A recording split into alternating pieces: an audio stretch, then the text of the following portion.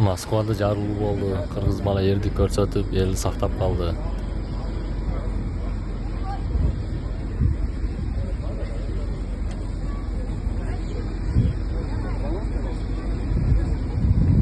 Автобус остановкага токтогондо жарылып кетти. Ошо жүрөгүмдө кайсы улутпу, кайсы разница жок болуп калып, мен түз эле жүгүрүп бардым. Ортоңку айнегин жарып койгон экен, кантип чыгарын билбей, кантип өзүм чыгарганымды деле байкабай калдым. Карадым, что водительдин башы гана көрүнөт.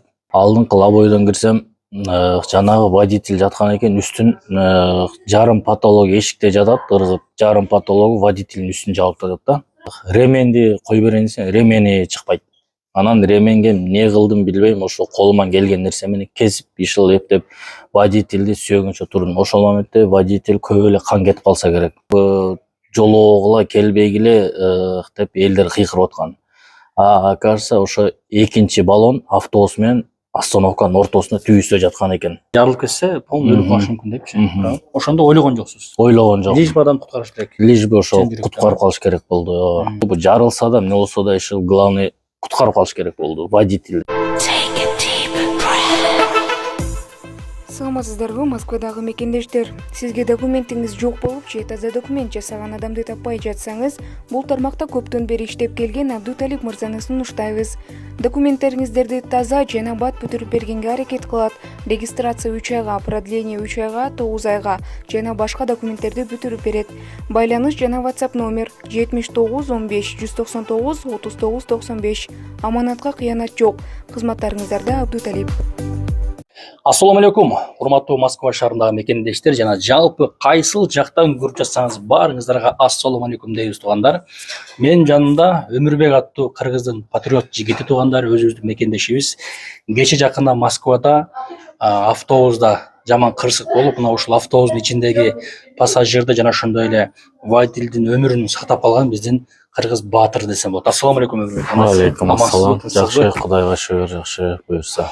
Демек, ошол биз үчүн сыймык, өтө чоң сыймык да, ошол кыргыздын атын чыгарып ошол жака жардам бергениңиз. Баягы биз мигрант болуп жүргөндөн кийин ошол жакшы эле иштер болсо экен деп ниет деле жүрөсүз. Жакшы эле укса экен кыргыздар жакшы эле болсо экен деп ниет кылабыз да, жаман иш болсо экен деп. Ошо сиздин ишиңиз дагы бизге өтө бир кубанычтуу жагын алып келди да. Ошол күнү эмне болгон эле, кантип башталды, кантип барып куткарып калдыңыз десем, ошол подробно айтып берсеңиз болот. Бардыгына биринчиден ассаламу алейкум. Экинчиден бул нерсе биринчи ата энеме ыраазымын, чексиз ушул кыргыз элибизге, баарыбызга, семьяма, бир тууган кыргыз элиме. Ушул жерде бардыгыбыз кыргыз эмгектенгендей эле, мен да ошонун катарында таксист машинада ошол жакта иштеймин. Ушуга байланыштуу өткөнкү 2 числодо түшкү 12:27 болуп калган. Ошол учурда мен автобустун аркасында келаткам да.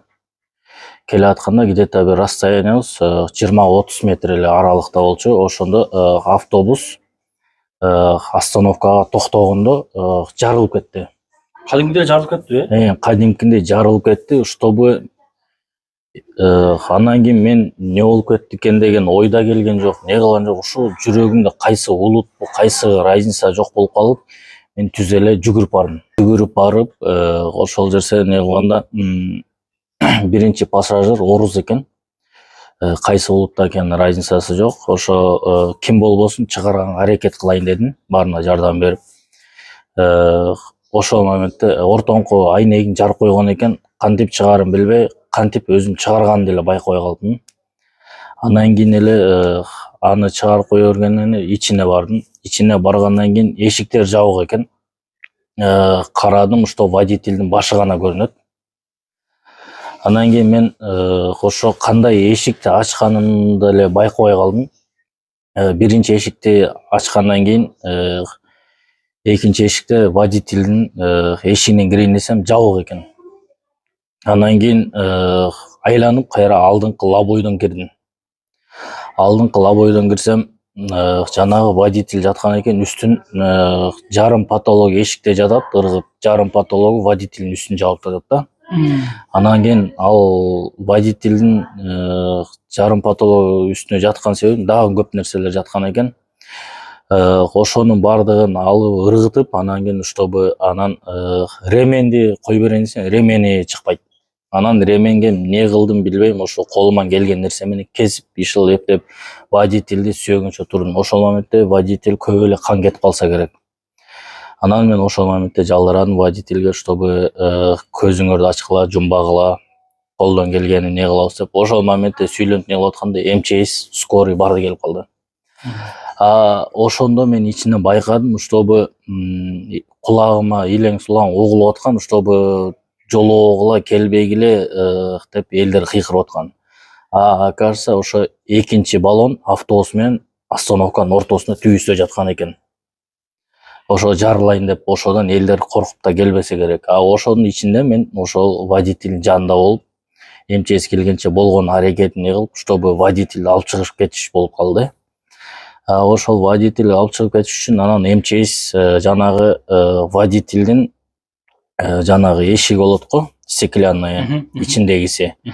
Ошону ачыштыр, ачкан менен формасынан батпайт МЧСниктер. Болгону ичинде бир эле адам иштей алат экен. Анан ошол моментте ошону өзүм водительдин аркасынан кармап болушунча, чтобы анан байкадым, что водительдин кабыргасынан да бирдеңе кирип кеткен. Кан көп эле кетип атыптыр. Кыскасы айтканда бут кийимине чейин жок да. Андан кийин ошондо менен эле сразу эле жана МЧСник эмени алып келе салды. Жана пластмассовый скорыйдын жана жерге коюп не кылат го. Анысы алып келген менен деле анысы да ичине батпайт. Анан эптеп мен МЧСке айттым, что келгиле, но хотя бы бутуна колуңар жетсе, дальше мен көтөрө алам. Андан кийин мен алдыңкысына өтүп, водительдин баш жагына. Водительге мен көп сүйлөгөнүм себеби жанагы көзүн жумулуп кетсе, мен ар кандай ой кетти да, өлүп калабы депчи. Ошол себептен мен буга водительге главное, что көзүңөрдү жаппагыла деп көп сүйлөп, главное, что алып чыгыш керек болду. Андан кийин эле МЧС бутунан тарткандан кийин мен бул водительдин болушунча максимально жана нежно кармаганга аракет кылдым да. Өтө жумшак кылыпчы, потому что мен эмнеси ооруп атканын билбейм да. Бул ошол себептен мен бул водительди эшикке чыгарып, до конца скорыйга чейин жеткирген, ошо эшикке чыгарган, эшикке чыгарып, носилкага салганда ошол баш аягына чейин ошол жерде болуп калдым. Үстүңүз кан болду сиздин дагы? Кан болду.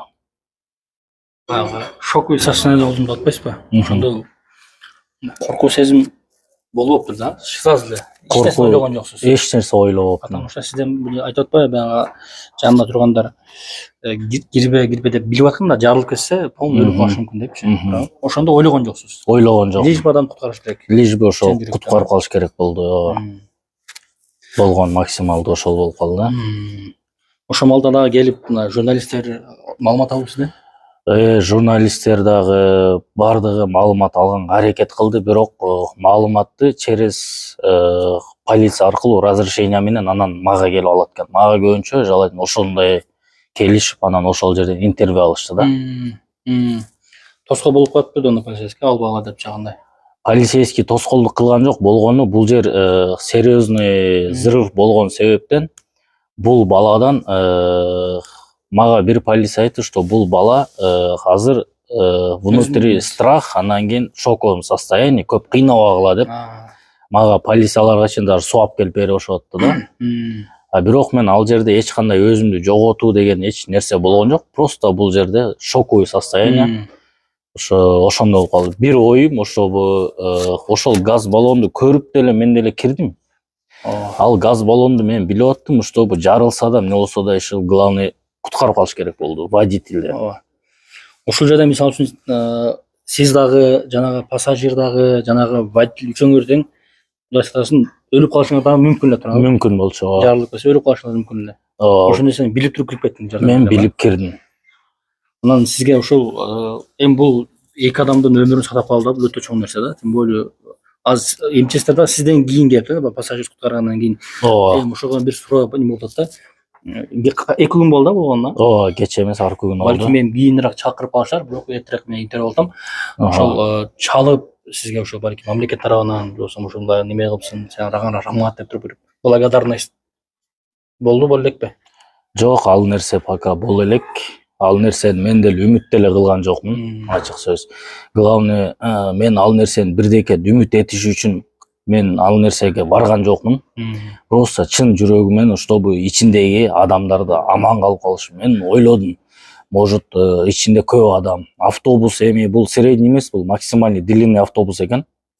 Ошол себептен мен главное, что буларды мен чыгарып кетиш керек болду. Эс артым, что баарын аман калып калыш керек болду. Кудай буйруган экен, ошо бир пассажир менен бир водитель да. Мындай айтып келгенде бир пассажир бар экен. А так водитель, ошо водительдин үстү болуп атат да, газ баллон ошол эле экен. Өтө сонун. Рахмат деп айтыш керек. Өмүрбек ака, өмүрүңүз узун болсун. Ушул мигранттардын атынан дагы бир жакшы бир плюс иш кылдыңыз. Анткени ушул тынч эле жүрсө экен, ошо мигранттар жакшы эле иш кылса экен деп биякта жүргөндө сиз дагы мисалы айтып каласыз го. Жакшы эле болсо экен, эч ким бир жамандык болсо экен, бир эле мигрант что-то не ошибка кылса, бүт мигранттар кайрадан текшерүү пайда алып жак болот го. Ошол сыяктуу азыр сиздин кылган ишиңизди көрүп бүт мигранттар сүйүнүп аткан учуру мен ойлойм. Анан өзүңүз кактанбысыз? Мен өзүм Кыргызстандан, Таластан. Таластын кулу болсо? Таластын кулу болом.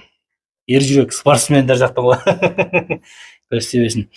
Өмүрбек сизге чоң рахмат. Ошол ар дайым кыргыздын атын чыгарып жүрө бериңиз. Ушундай эрдиктерди кылып, Кудай буйруса, бул ишиңиз мен ойлойм дагы да сизге бул 2 күн болупту, буйруса эми сизге да чалып калышы мүмкүн. Ошол журналистте, балким башка жактагылар айтып атпайсызбы? Автобустун ошол компаниянын главный директорунан номерин салып кетиптир, Ооба. Ошол бурсалар да чалып, эч кандай неме эмес, балким чоң рахмат сага деп айтып калышы мүмкүн дегеним го. Ал да бул 2 күн болду буйруса. Урматтуу мекендештер, караңыздар.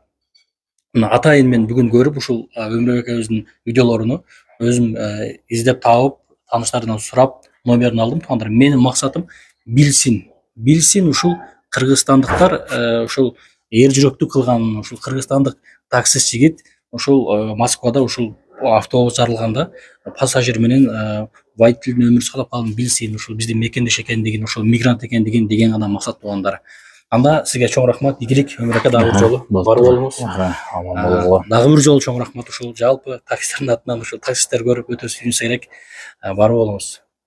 Ушул макул болгоңузга чоң рахмат. Баарына даярбыз ар дайым. Балким ушул сөзүңүз болсо акыркы сөзүңүз айтсаңыз болот. Мекендештерге, мигранттарга. Биринчиден мекендештер, мигранттарга ошо не дейбиз, биринчи бардыгына тынччылык. Ошол мекендешибизге мигрант болуп жүргөндө баарына ден соолук. Болгон эле мен кааларым берде тынччылык эле болсун. Баардыгыбыз кенен Кудайдын буйруган ырыскыбызды, берекебизди алалы да өмүр бою ушул жерде жүрө бербейбиз. Өзүбүздүн мекенибизге барып, дальше ошол жактан эмгектенели. Пока бияк убактылуучала ошол убактылуу нерсеге тынчыраак жүргөндү гана каалаймын да. Бар болуңуз. Ушинтип эле алат башкалар дагы ака, эч кыйын жери жок. Мына ушул Өмүр акабыздын машинасы туугандар, мына таксист Өмүр акабыз. Сиз общий Москвага келген канча жыл болду ошондо Өмүр ака? Москвага келип кеткениме бир 2015. 2015 баштагансыз келгениңизге? Таксиде иштеп не кылып аткам 2018ден бери таксиде иштейм. 2018ден бери. Келип кетип. Азыр туруктуу иштеп атканым 2 жыл болду. Эч жакка жылбай ушу только таксиде. Только таксиде иштейсиз? Ооба.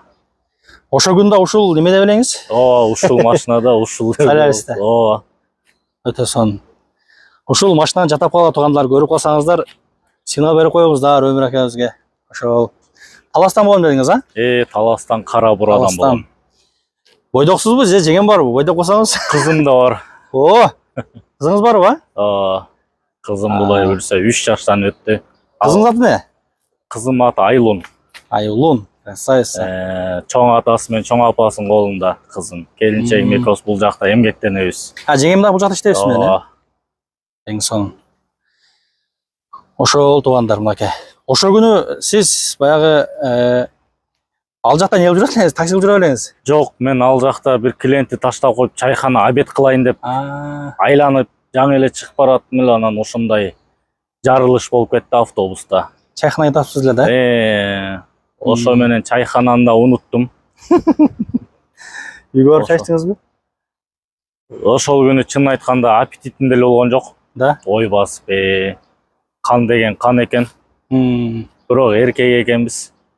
Колдон келгенин кыргыз мекенибиз үчүн аракеттендик.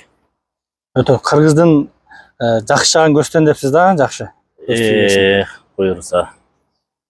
Кодо ийгилик сизге дагы бир жолу. Өмүр ака, бар болуңуз. Баарыңарга ийгилик. Көбүрөөк жирный клиенттер алып жүрөңүз. Айтканыңыз. Эки дальний поездкалардан. Болду.